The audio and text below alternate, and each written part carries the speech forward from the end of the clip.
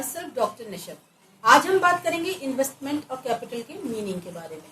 इससे पहले भी माइक्रो इकोनॉमिक्स से रिलेटेड कई वीडियोस हमारे चैनल पर अपलोड हैं, जो उनको आप हमारे आई बटन पर जाकर देख सकते हैं। अगर आपको हमारी वीडियोस अच्छी लगे तो लाइक और इस चैनल को सब्सक्राइब जरूर करें।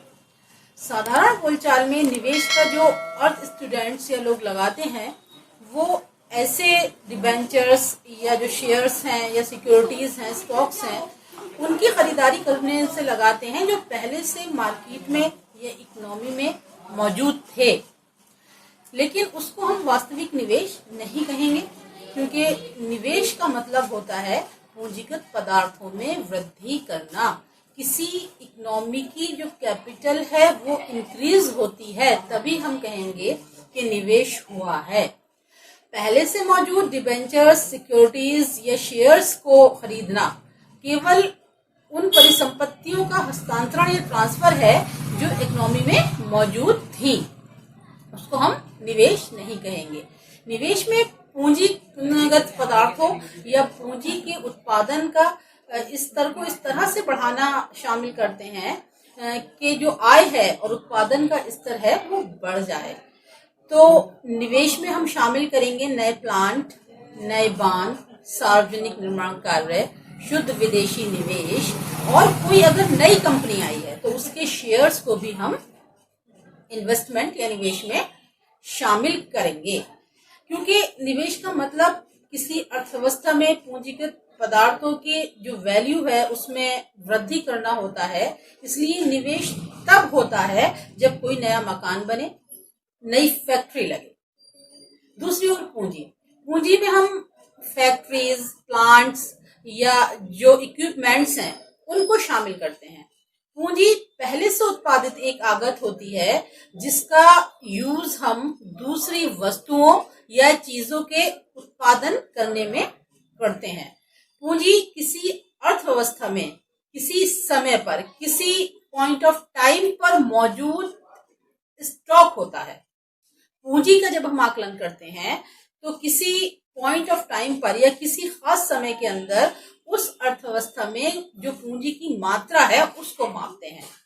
तो पूंजी एक स्टॉक धारणा है और जो पहले से अर्थव्यवस्था में मौजूद रहती है और पहले से उत्पादित एक ऐसी आगत होती है कि जो अन्य वस्तुओं के निर्माण या उत्पादन में सहायक होती है।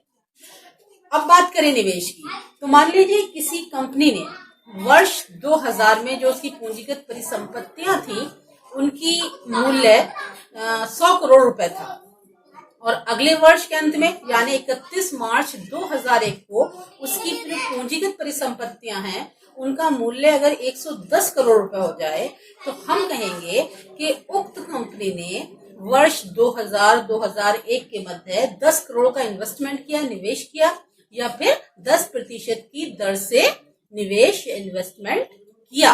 क्योंकि जब हम तुलना करेंगे वर्ष 2000 और 2001 के अंत में तो हम पाएंगे कि जो 2000 का लास्ट था उसमें जो पूंजीगत परिसंपत्तियों का मूल्य था और जो 2001 के अंत में पूंजीगत परिसंपत्तियों का मूल्य है उनमें डिफरेंस आ गया, यानी 10 करोड़ की बढ़ोतरी हो गई। एक और बात आती है, एक और टर्म आता है ग्रॉस इन्वेस्टमेंट और एक है नेट इन्वेस्टमेंट। तो ये बात याद रखने वाली है कि जो कैपिटल है और जो इन्वेस्टमेंट है वो आपस में नेट इन्वेस्टमेंट के अकॉर्डिंग ही रिलेटेड किए जाते हैं या शुद्ध निवेश के अनुसार एक दूसरे से संबद्ध होते हैं। शुद्ध निवेश और सकल निवेश, या कहें कि नेट इन्वेस्टमेंट या ग्रॉस इन्वेस्टमेंट, इन दोनों में जो अंतर है वो डेप्रिसिएशन का होता है। देखिए, अगर जो हमारा ग्रॉस इन्वेस्टमेंट है वो डेप्रिसिएशन के बराबर हो जाए तो वो जीरो इन्वेस्टमेंट की स्थिति होती है। देखिए, मैं बताती हूँ आपको, अगर जो ग्रॉस इन्वेस्टमेंट है वो अगर बराबर होगा डेप्रिसिएशन के प्लस रिप्लेसमेंट्स के, तो जो हम कहेंगे कि जो इन्वेस्टमेंट है वो जीरो इन्वेस्टमेंट की कैटेगरी में आता है, जीरो इन्वेस्टमेंट हो रहा है।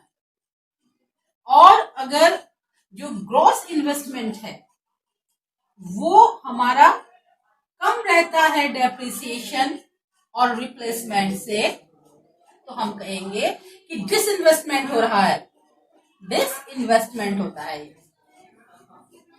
इसके अलावा जब ग्रॉस इन्वेस्टमेंट ज्यादा हो डेप्रिसिएशन से और रिप्लेसमेंट के जोड़ से, तो हम कहेंगे कि जो इकोनॉमी है वहां पर इन्वेस्टमेंट हो रहा है नेट, तो और वहां की जो पूंजी है उसमें वृद्धि हो रही है, इन्वेस्टमेंट कहलाएगा। ठीक है।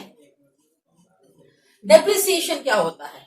देखिए, जब कोई भी फैक्ट्री या प्लांट में कोई भी उत्पादन कार्य किया जाता है तो हर साल जो उसके प्लांट्स हैं, जो फैक्ट्रीज हैं, उसमें कोई ना कोई उसकी पूंजीगत वैल्यू में कमी आती है या कोई ना कोई टूट फूट होती है। अब मान लीजिए किसी जो फर्म है उसने कोई प्लांट लगाया या कोई मशीन खरीदी और वो मशीन जो है 10 लाख रुपए की उस फर्म द्वारा खरीदी गई और तकरीबन 10 साल उस मशीन ने काम किया। तो मतलब क्या हुआ इस बात का कि हर साल उस मशीन की जो वैल्यू थी वो 1 लाख रुपए से कम हुई। जब मशीन 10 लाख रुपए की थी और 10 ही साल चली तो एक साल में 1 लाख रुपए की जो वैल्यू थी, उस कैपिटल की जो वैल्यू थी वो घटी। ये जो है मूल्य, इसे टूट फूट या इस गिरावट को ही मूल्यह्रास या डेप्रिसिएशन कहते हैं, जो हमको इन्वेस्टमेंट के खर्चों में से घटानी पड़ती है। अगर हम जो इन्वेस्टमेंट कर रहे हैं वो हमारे डेप्रिसिएशन या रिप्लेसमेंट से जब तक ज्यादा नहीं होंगे तब तक हम उसे नेट इन्वेस्टमेंट नहीं कहेंगे और ना ही जो कोई इकोनॉमी है उसकी कैपिटल में कोई भी इंक्रीमेंट होगा। जब हमारा इन्वेस्टमेंट हमारे डेप्रिसिएशन और रिप्लेसमेंट के खर्चों से ज्यादा होता है तभी किसी इकोनॉमी का जो कैपिटल है वो इंक्रीज होता है।